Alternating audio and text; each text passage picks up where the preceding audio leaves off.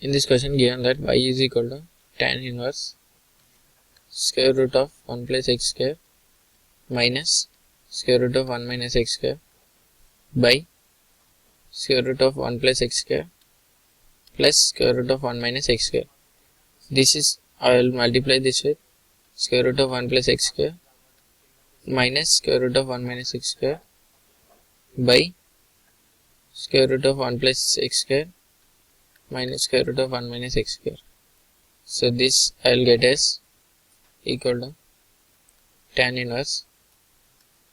This will become square root of 1 plus x square plus 1 minus x, sorry, this will become 1 minus x square root is gone, so here also this is gone, plus, sorry, this is minus twice of square root of 1 plus x square into 1 minus x square will become 1 minus x power 4, and this is a minus b into a minus b.